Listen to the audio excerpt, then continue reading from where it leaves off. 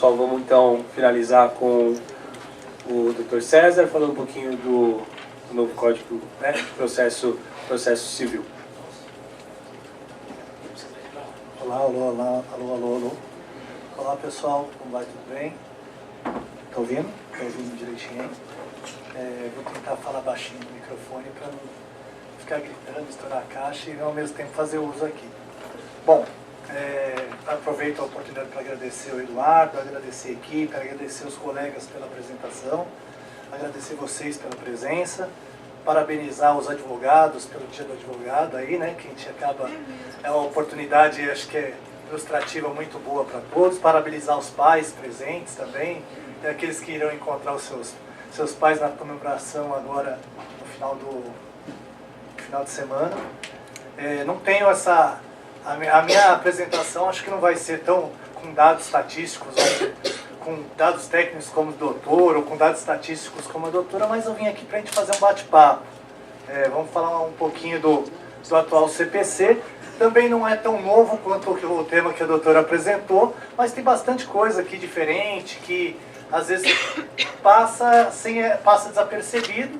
E tenho certeza, se não todos são advogados, ou estão em vias de se tornar ou concluir o direito, e com base nisso acaba pisando num fórum, acaba atuando, acaba tendo muita utilização do Código de Processo Civil. Razão pela qual acho que muita coisa que tem aqui, para quem vai prestar o AB, é importante até pela pegadinha, pelos detalhes. Para aqueles que já estão atuando, falam, pô, não é que isso daí é uma coisa que eu deveria ter relembrado, refletido, e aí com base nisso daí, o que a gente vai bater um papo aqui, acho que talvez seja de boa utilização. Você passa para mim, Júlio?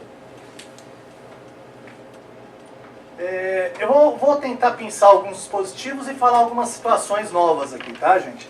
A primeira, eu peguei um dispositivo, talvez, daquela parte principiológica que o código incluiu na sua primeira parte, deu uma positivada, dando a ideia do quê?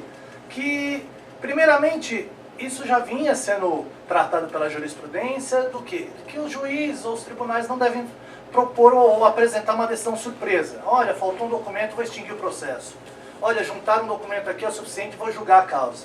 A ideia do novo código é que o juiz sempre deverá homenagear o contraditório. Afinal, pode ter um outro ponto de visão, evitar um recurso, e com base nisso, evitar uma decisão surpresa, como se fosse uma atuação traiçoeira do judiciário, até porque o judiciário ele tem a finalidade até de diminuir processos, diminuir recursos, e com base nisso, às vezes a preocupação em finalizar o processo é muito grande. Então, diante disso, o que acaba acontecendo? O juiz vai lá dar a decisão sem dar oportunidade para as partes, porque o código não quer que isso aconteça. Tem um outro dispositivo aí que fala com relação ao dever das decisões de mérito. É muito interessante quando a pessoa vai buscar o advogado e fala, doutor, essa é a minha preocupação, esse é o meu anseio. O advogado vai lá e preocupa-se realmente em dar uma solução ao problema dela. E aí o judiciário, após a emenda constitucional 45, ele tem uma preocupação grande em produtividade. Aliás, essa produtividade, não à toa, foi incluída na Constituição até como uma forma do juiz progredir na carreira. E diante disso, o que a juizada acaba fazendo? Vamos finalizar o processo, vamos dar solução, até porque o CNJ cobra constantemente deles um índice de produtividade. Então, para evitar produção de números, quer extinção com mérito, quer extinção sem mérito, mas só finalizar o processo, o código acabou dando a ideia de que as partes têm direito a uma decisão de mérito. A decisão de mérito, relembrando, que é aquela onde efetivamente o juiz tem que verificar se realmente aquelas pessoas que estão no processo têm direito àquilo que estão discutindo ou não. Ele não vai simplesmente achar uma solução técnica só para finalizar mais um processo. Então a decisão de mérito, ou o dever de uma decisão de mérito, acaba sendo uma solução mais atinada ao próprio direito de ação. Afinal, ninguém vai ao judiciário simplesmente para ter um processo. E aí, com o atual CPC, isso passa a ser peguei dois dispositivos aqui, que acabam dando uma menção, mais ou menos, mas existem outros pelo código. Hiper interessante, fazendo valer a atuação do advogado, o investimento da parte, dentre outras coisas. Pode passar, Júlio. Ainda dentro do nosso bate-bola aqui, o bate-papo, nós temos uma mudança também com relação à estratégia processual. Antes você ia processar alguém, eventualmente foi descoberto no processo que esse alguém era um funcionário, o verdadeiro causador do problema era o patrão, ou alguma coisa que não era a própria pessoa que estava ali. Muitas vezes o juiz ia lá e extinguia o processo. Bom, não é parte legítima, não era para ter o processo contra essa pessoa, ou eu vou finalizar aqui, você inicia o processo contra a pessoa correta. E a gente sabe que isso vai gastar tempo, gasta dinheiro, gasta expectativas, torna o trabalho que o advogado está fazendo extremamente inútil, pelo menos naquela demanda. Nós tínhamos um mecanismo parecido, que era a nomeação-autoria, e agora a gente tem exatamente a possibilidade do réu, quando apresentar a contestação, dizendo não fui eu, foi ele, o juiz suspende o processo e fala, olha, vamos direcionar, autor, você quer direcionar o processo para aquela pessoa que realmente é? Porque depois dali eu vou ver se eu vou extinguir o processo, com base nessa pessoa mesmo, ou se eu vou continuar julgando. Afinal, você tem a oportunidade, antes de eu finalizar o seu processo, de direcionar para a pessoa certa. O que também evita aí um gasto de tempo e dinheiro desnecessário. Dentro ainda dos apontamentos e mudanças, isso daí também era uma situação que se imaginava da lógica, decorria da própria Constituição, de que o juiz deveria fundamentar aquilo que ele disse. Só que acho que a maior parte dos colegas que estão aqui, se não já viram, vamos ver, muitas vezes o juiz acabava dando o julgamento de decisões liminares ou interlocutórias, simplesmente de forma uma solução lacônica. Refiro, decido, concedo, nego. E acabava não dizendo por quê. Ou quando dizia o porquê, ele ia lá e falava um copy-cole indecente. Olha, defiro que estão presentes os requisitos. Qual requisito? Nego porque não estão presentes os requisitos. Peraí, mas quais requisitos que eu faltei?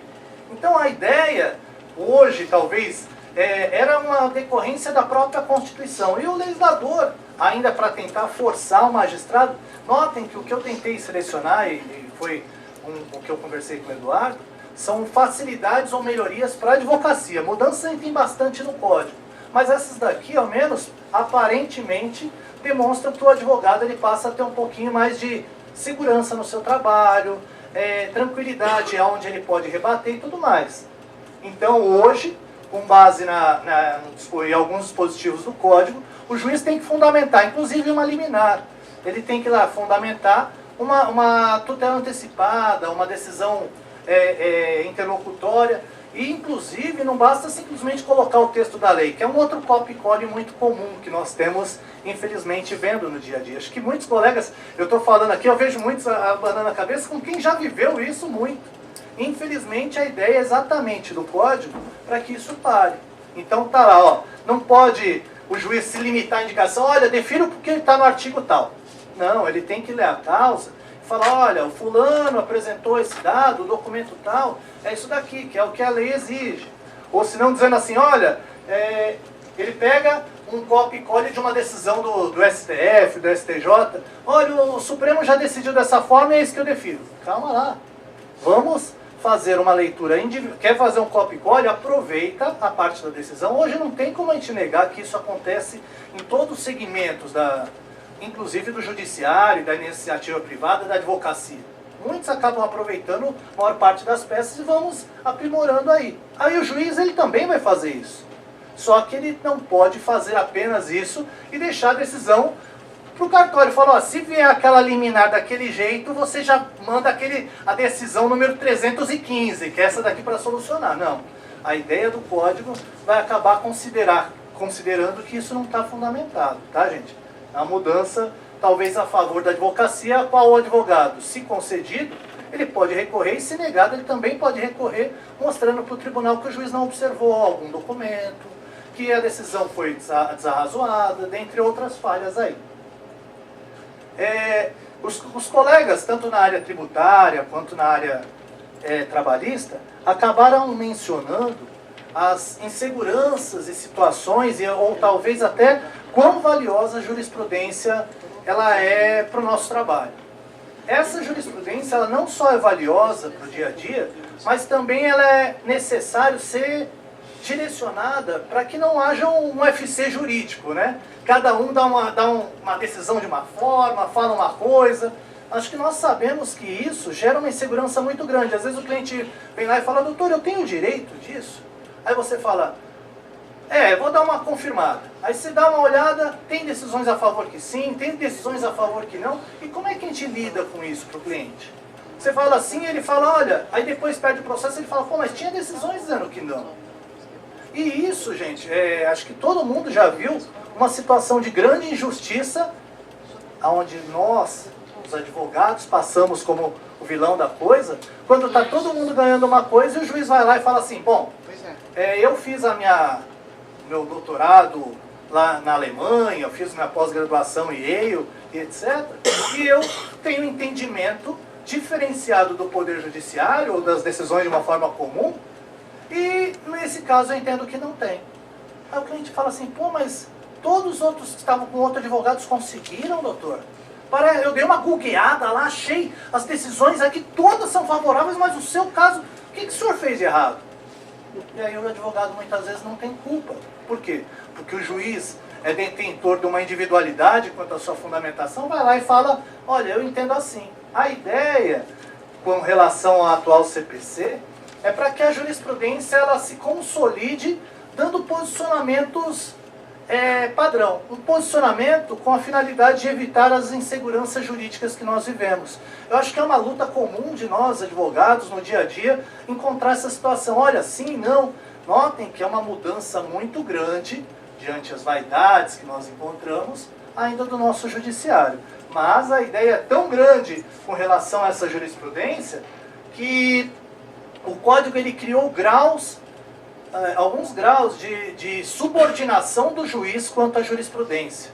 Ele vai lá e fala, olha, aquela súmula vinculante criada pelo STF, você vai ter que observar, juiz. Você pode ser o cara mais inteligente, sua lição pode ser a mais fundamentada, mas você faz parte de um sistema. E a ela você se subordina, senão sua decisão pode ser cassada facilmente por meio de um recurso. As outras súmulas dos tribunais também devem ser orientadas, porque os tribunais já fizeram uma interpretação com relação a essas situações. Diante disso, deverá ser observado. Então o Código ele cria mais ou menos uma estruturação de obrigatoriedade quanto ao trabalho do juiz. Aí muitas pessoas, aliás, saiu quando foi editado o Código, a Associação Nacional de Magistrados, acabando dizendo o quê? O CPC é o Código do advogado. Por quê? Só prejudica o juiz. Ele só tira a liberdade, tanto que aqui eles falaram assim, cadê a minha liberdade de decisão, a minha autonomia judicial? Ué, mas ele faz parte de um sistema e que serve a uma sociedade. Ele quer manter a individualidade dele, mas e a segurança jurídica e a sociedade a quem ele serve? Então isso não pode ser continuado. Razão pela qual o Código não só organizou um grau de obrigatoriedades e vinculações, mas também falou, tribunais, prestem atenção. Vocês são formadores de precedentes judiciais. Então vocês organizem seus tribunais, inclusive melhorando e editando súmulas. Então a súmula não é só aquela que a gente acaba vendo no dia a dia. Olha, o STF sumulou isso, a súmula vinculante e tal. A súmula, na verdade, a gente acaba direcionando muito igual à Justiça do Trabalho, que acaba tendo alguns precedentes mais curtos e mais rápidos com relação a algumas situações. Os tribunais eles têm que sumular alguns posicionamentos locais, regionais, com a finalidade do quê? De aumentar a segurança jurídica, de que o trabalho do advogado seja mais objetivo, mais sério, mais tranquilo com relação ao posicionamento que ele vai dar ao jurisdicionado. Ainda nós temos essa obrigatoriedade de observância da jurisprudência num grau tão elevado que o sistema de recursos do Código permite, quando o recurso sobe para o tribunal, o próprio relator pegar essas decisões já sedimentadas com precedentes e impedir que vire aquele sistema recursal infinito. Então, muitas vezes, o cliente vem lá e fala, doutor, o senhor não quer propor essa ação? Aí você olha o posicionamento e se entender que sim, aí você pode propor e beleza. Caso entenda que não, ele fala, eu vou com outro advogado. Às vezes um outro advogado mais incauto, ou que está querendo tentar essa aventura jurídica, ou que não deu uma pesquisada antes, inicia a ação, e vamos supor que bem provável o juiz, adotando esse sistema, negue o pedido do cliente. Ele fala, eu vou recorrer. Havendo uma súmula do tribunal, o código ele acaba incumbindo ou atribuindo poderes para o relator, inclusive já matar os recursos desde cara, com base nessas súmulas, com base em decisões já formalizadas através de precedentes. Então, a grande verdade é que o código ele adota um sistema de precedentes judiciais com o objetivo do quê? Aumentar a segurança jurídica, agilizar a resposta de alguns processos, o julgamento de algumas demandas de caráter repetitivo, mas daqui a gente vai falando um pouquinho mais para frente, por favor. Nós tínhamos, acho que os colegas já ouviram falar e já estudaram, a possibilidade de antecipar o resultado de um processo com base na urgência. O cliente chega lá e fala, olha, eu preciso fazer uma cirurgia e o convênio não me permite, eu preciso tirar o meu nome do Serasa e que eu vou submeter uma contratação, a um processo seletivo, etc. E aí nós já conhecíamos, desde ab-ovo aí, a possibilidade das cautelares, das liminares, ou seja, a possibilidade de obter uma resposta antes daqueles processos que demoram meses, anos, com base na urgência e nas probabilidades que você demonstra ali das provas do direito do seu cliente. Só que, e o restante? Ah, se não tem urgência, já era. Você vai ter que submeter ao devido processo legal, aquela demora via crucis tradicional, um processo que dure anos com certeza. Então, o código ele criou um outro mecanismo de adiantamento de resultados, que é a chamada tutela de evidência. Você consegue obter o resultado final do processo, ou parte dele, com base na alta probabilidade do que você vem pedindo em lei. E aí um exemplo que nós tínhamos já, que foi aprimorado, seria o pedido em controvérsia. Eu trago 3 pedidos no processo. Um deles o réu não combate. Diante disso, o código fala, olha, é uma forma de, se houver uma jurisprudência já, o juiz já considera esse pedido concedido e antecipa o resultado por meio de uma tutela de evidência, permitindo, mas ele não falou nada que está precisando para ontem. Ótimo, não tem problema. A probabilidade está alta e com base nessa tutela de evidência, vamos conceder o pedido para a parte, dando algumas prestezas maiores aí com relação à atividade jurisdicional. Outra coisa, acho que muitos já viram, principalmente nos filmes americanos, aí a possibilidade do advogado ir intimar a outra parte. Olha, estou aqui intimando, não sei o que lá, e aí, ao mesmo tempo que a gente acabava vendo isso, a gente acabava vendo na mídia, principalmente, infelizmente, quando o Estado é réu no processo, decisões judiciais que todo mundo já tinha visto, saiu na Globo, saiu no plantão, saiu em tudo quanto é lugar, que deveria já estar cumprindo, e aí o advogado da instituição ou de determinado órgão, não, ainda não fomos oficialmente intimados. Já ouviram alguma situação como essa? É a situação mais absurda do mundo. A mídia saiu na Globo, saiu na internet, e o advogado, não fomos oficialmente. E de fato não foram. Só que para evitar a demora de um cartório, de um fórum extremamente atarefado, que essa intimação demore meses, hoje o código, desde do atual CPC, permitiu o próprio advogado providenciar um tipo de intimação. Às vezes as liminares que os clientes vão buscar junto a nós, falam, olha doutor, eu preciso da liminar, concede a liminar, aí você tem que ir lá, olha cartório, será que vocês não conseguem providenciar? O juiz concedeu, ah doutor, o senhor aguarda que temos alguns outros serviços a serem realizados. E às vezes o cliente precisa de uma providência de última hora, de urgência. Então aqui, com a ideia do atual CPC, extrai-se isso daí e o próprio advogado vai lá e faz uma carta R e acaba enviando, fazendo uma intimação dessa liminar da parte contrária. Ao mesmo tempo que temos essa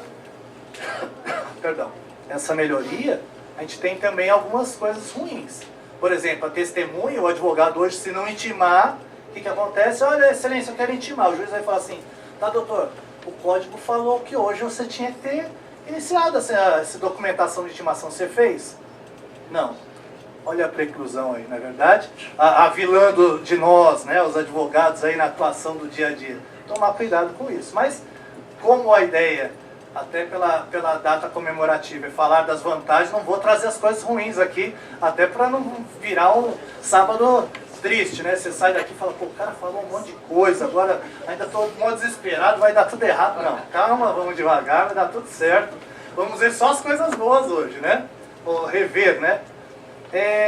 Principalmente para quem está para prestar o AB, acho que tem alguns colegas aí que estão na graduação ainda, dos grandes problemas que tinham era, eu tenho uma lista de cautelares com nomes diferenciados e procedimentos distintos.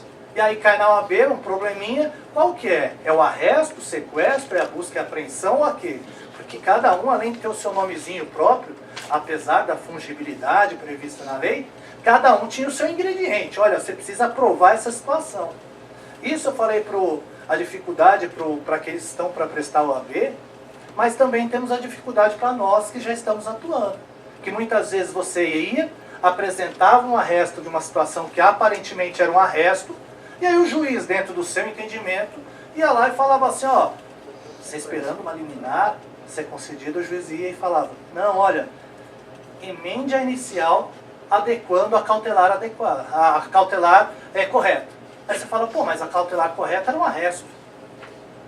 Aí, muitas vezes ele não dizia qual a cautelar correta, então você tinha que ficar caçando. Bom, então eu vou tentar um sequestro, né? Vou fazer emenda, foi jogando sequestro. Aí você emendou dizendo sequestro, aí ele dava uma outra decisão. Por derradeiro, emende a demanda correta sob pena de extinção. Aí você ia e fazia, bom, eu acho que é uma busca e apreensão.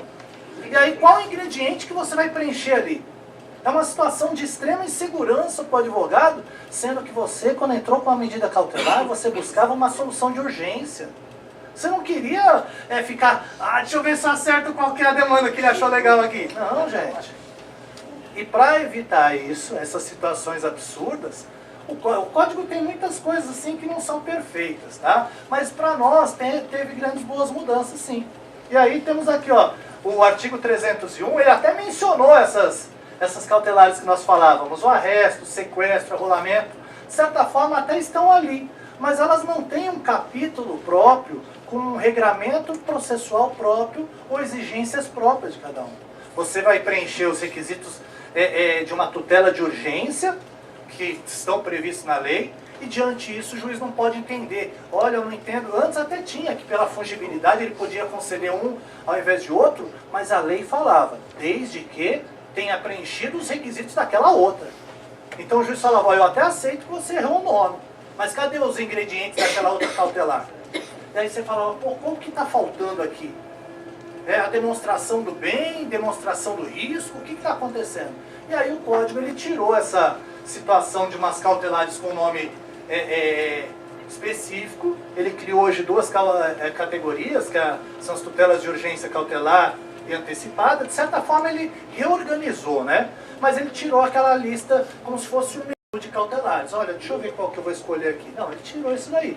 Exatamente o que facilita para nós. Hoje você precisa fazer uma tutela de urgência, você não precisa ficar pensando se o procedimento é da A ou da B, se o requisito que você vai exigir para o seu cliente é esse do artigo tal ou do outro artigo. Tudo bem? Então isso ajudou bastante a facilitar a vida aí de procedimentos também.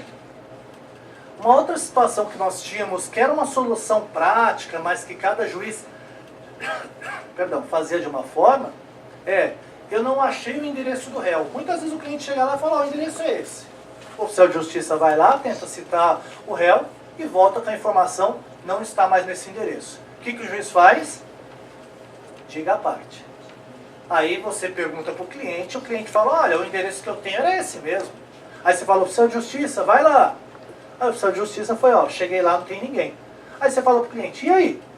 Precisamos desse endereço. O cliente fala, doutor, não tenho a mínima ideia onde é que está esse cara. Já viram uma situação como essa? E aí, como é que vai fazer? Na prática, alguns advogados já tinham implementado essa situação. Olha, vamos pedir a expedição dos ofícios de praxe. Quais são os ofícios de praxe? Depende. O juiz da primeira vara entende que é o IRGD e o Tribunal Regional Eleitoral. O da segunda vara entende que é o GAECO e o Serasa. O da terceira entende que são as redes de telefonia e as Casas Bahia, o SPC. Então, cada um criava uma coisa e alguns pegavam e falavam assim, não, cabe a parte de diligenciar. Hoje o código acabou dizendo isso. Porque a gente sabe que quando faltar o endereço, ou o endereço for incerto, ou o réu estiver em local não sabido, o desdobramento natural é a citação por edital. Só que a citação por edital, ela corre o risco de uma série de nulidades, de falhas, de uma série de incertezas. E para evitar isso, o que nós temos aí? A citação hoje pode ser pedida a expedição de ofícios e o próprio código acabou criando para quem? Para os órgãos públicos ou as concessionárias de serviços públicos. Cá entre nós, na prática, a juizada continua mandando para aqueles que já estão acostumados a expedir os ofícios, tá? E, infelizmente, acaba sendo algo muito comum. Continua para a gente. Esse daí a doutora até falou uma parte interessante, daqui a pouco eu vou falar das férias, né? Mas agora é uma outra coisa interessante também. Muitas vezes nós, advogados, saía para o final de semana, feriado prolongado, todo mundo lá curtindo, pegando uma praia, indo num barzinho, fazendo não sei o que lá, e você, um antissocial, não é verdade? Eu tenho prazo, deixa para fazer esse prazo depois. Como ser chato? Ele é sempre o chato, né? Todo mundo vai curtir, não dá para parar não, meu prazo vence na segunda-feira. Vence nada, tá contando no final de semana? Exatamente era o que acontecia. O advogado era aquele que os seus prazos contavam no final de semana. E aí, o código, tentando facilitar para a gente, também colocou hoje que a contagem de prazos acaba sendo em dias úteis, né? Com a finalidade, talvez, de facilitar um pouquinho aí. Continuando. Nós temos hoje muitos juízes que trabalham vinculados, além do judiciário, eles trabalham também vinculados a alguma instituição de ensino. Ele é professor do tal lugar. E quando cai uma demanda para ele julgar dessa própria instituição, ele vai lá e fala, olha, vou julgar porque, apesar do meu vínculo lá, eu sou alguém imparcial. Pelo amor de Deus, né, gente? Mas isso parece uma piada de mau gosto, um determinado magistrado acaba fazendo isso. Tanto que hoje, dentre as hipóteses de impedimento, o código colocou lá que se ele tiver vinculação profissional a uma determinada instituição, ele está impedido de julgar. E nós tínhamos uma outra situação, principalmente nas cidades de interior. O juiz era amigo íntimo porque fez faculdade, porque frequenta os mesmos bares, ou frequenta a festa de aniversário e churrasco do advogado. Então chegava na ação, ele ia julgar, aí o outro advogado fala, doutor, mas o senhor vive almoçando com o doutor aí do lado? Aí ele fala, mas eu não tenho nenhum impedimento disso. Mas o senhor é suspeito. Como, doutor? Suspeito por quê? Porque o senhor é amigo íntimo dele, eu sou amigo íntimo dele, não do cliente dele. Mas como? Que imparcialidade de Araque é essa, gente? E aí o código também deu uma refinada, pegou e falou que há suspeição do juiz que é amigo de quem? Não só das partes, mas também dos advogados que as representam, né? Deu uma ampliada, tentando melhorar um pouquinho mais isso.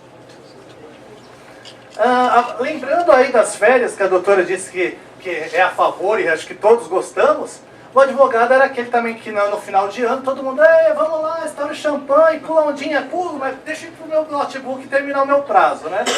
Como você é chato. Não, porque às vezes tinha as férias, às vezes não tinha, vamos suspender, e a insegurança com relação ao prazo, qual é a data?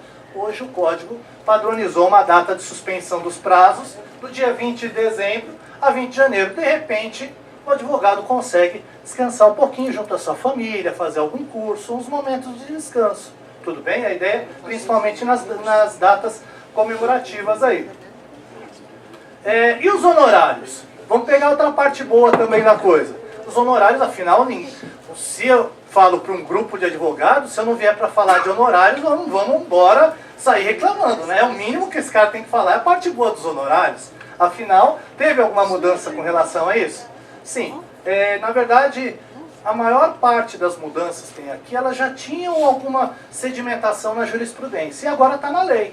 Hoje, na parte recursal, o advogado que apresentou o recurso, ele também tem direito de honorários nas fases recursais, o que dá uma elevação nos honorários já concedidos.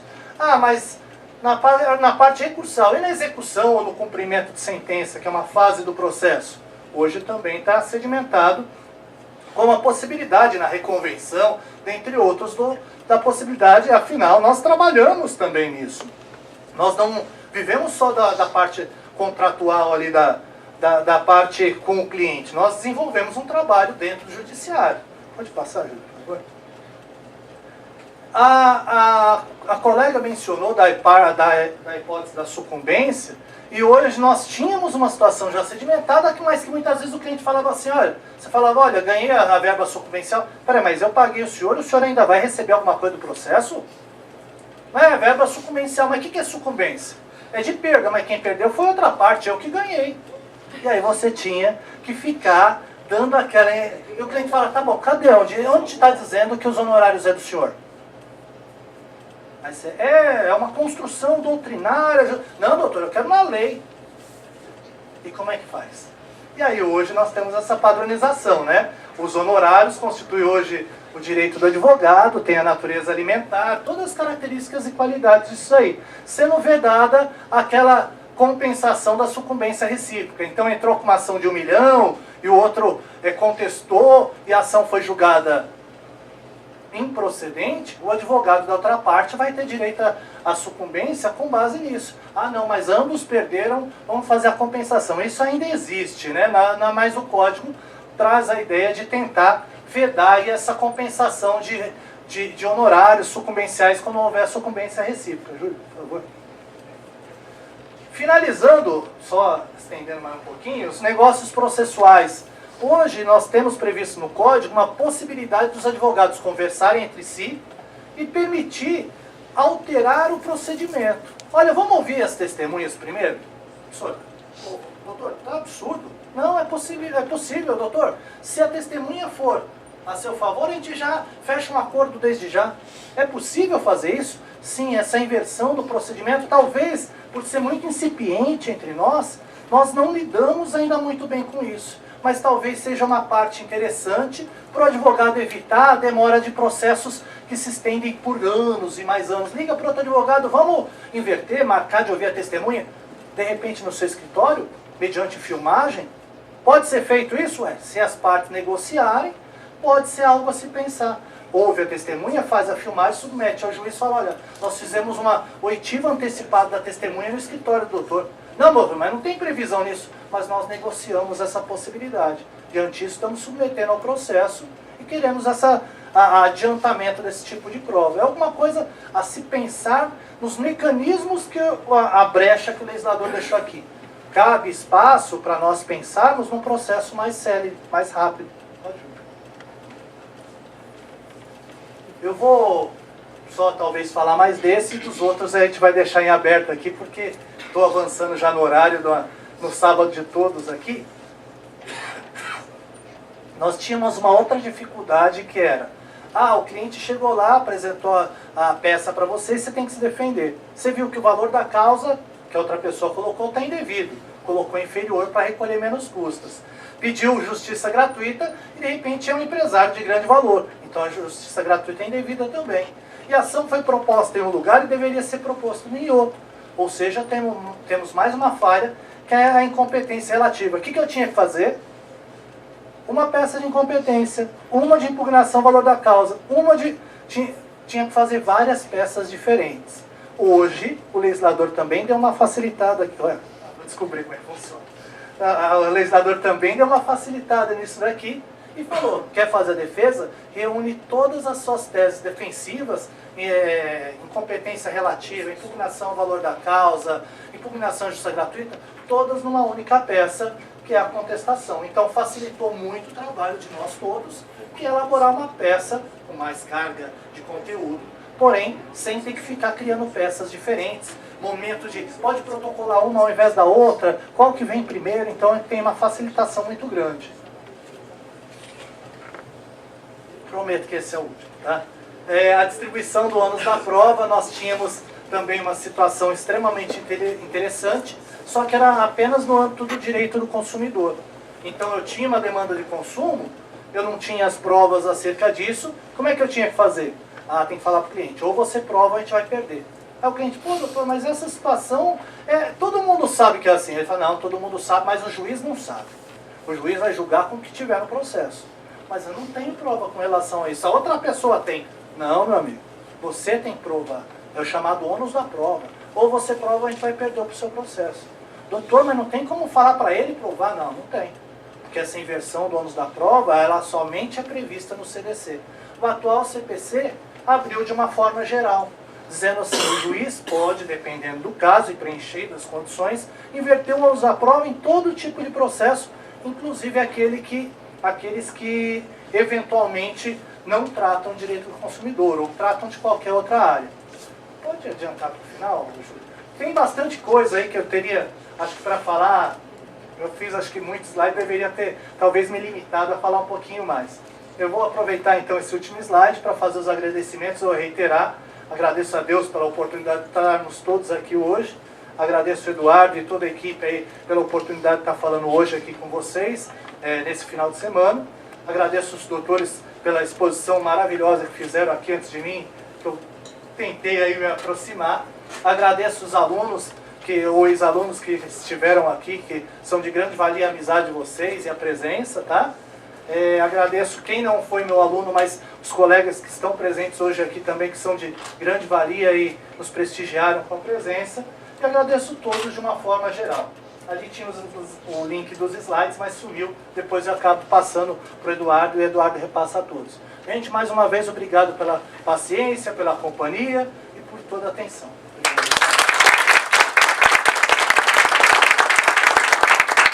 Pessoal, é isso aí. Eu finalizo também os agradecimentos, agradecendo a Dani, ao Alexandre, ao Henrique, ao César, a todos vocês que vieram prestigiar, não só a mim, mas também aos palestrantes.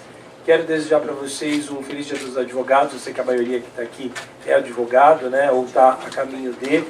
Um feliz Dia dos Pais também para todos vocês. Obrigado mais uma vez por estarem aqui. Tem os certificados que está com a Elisete, tá? Peguem os certificados e no final também tem um café, tem um pouquinho mais aí de café para vocês, tá bom? Um ótimo sábado e mais uma vez obrigado a todos.